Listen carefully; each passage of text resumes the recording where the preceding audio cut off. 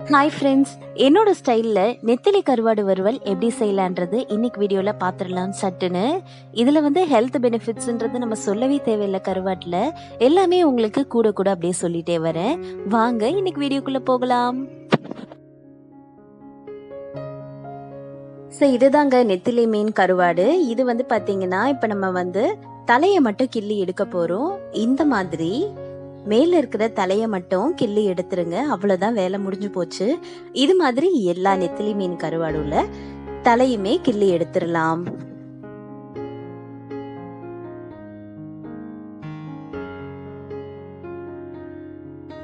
இந்த கருவாடு கிளீன் பண்றது ரொம்பவுமே சுலபம்தான். இதை அப்படியே தலையெல்லாம் கிள்ளிட்டு தண்ணியில ஒரு 10 to 15 நிமிஷம் கூட நீங்க ஊற வச்சு எடுத்துக்கோங்க. ஸோ கூடுதலாக ஊற வைக்கிறதுனால உங்களோட விருப்பம் தான். குறைஞ்சபட்சம் ஒரு 15 to 20 நிமிஷம் அந்த மாதிரி ஊற வச்சு எடுத்துருங்க. அதுக்கப்புறம் நல்லா அலசி ஒரு பவுலில் மாற்றிடுங்க. இது கூடவே 1.5 டீஸ்பூன் நான் மிளகாத்தூள் சேர்த்துருக்கேன். தேவைக்கேற்ப உப்பு, கொஞ்சம் மஞ்சத்தூள் சேர்த்துக்கோங்க. இது 1/4 கிலோ நெத்திலி மீன் கருவாடு. அதுக்கேற்ற அளவுகள் தான் நான் அதில் கொடுத்துருக்கேன். அதுக்கப்புறம் நல்லா பிசைஞ்சு நல்லா மிக்ஸ் பண்ணிடுங்க.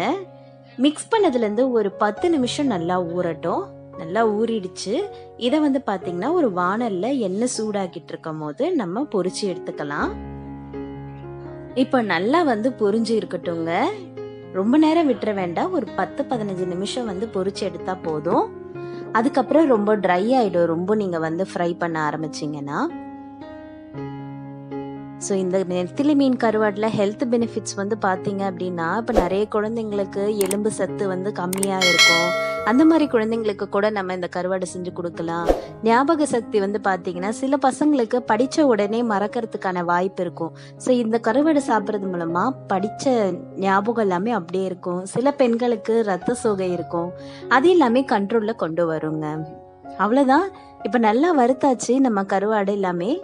அவ்வளோதான், நம்மளோட நெத்திலி மீன் கருவாடு சூப்பராக ரெடி ஆயிடுச்சு. இப்போ இது நம்ம சாம்பார் சாதத்து கூட, இந்த மாதிரி வெஜிடேரியன் கூடலாம் வச்சு சாப்பிடும் போது ரொம்ப சூப்பராகவே இருக்கும். எல்லாருமே ட்ரை பண்ணுங்க. இந்த வீடியோ உங்களுக்கு யூஸ்ஃபுல்லாக இருக்குன்னா வீடியோவை லைக் பண்ணுங்க, நம்ம சேனலை சப்ஸ்கிரைப் பண்ணுங்க. தேங்க்ஸ் ஃபார் வாட்சிங்.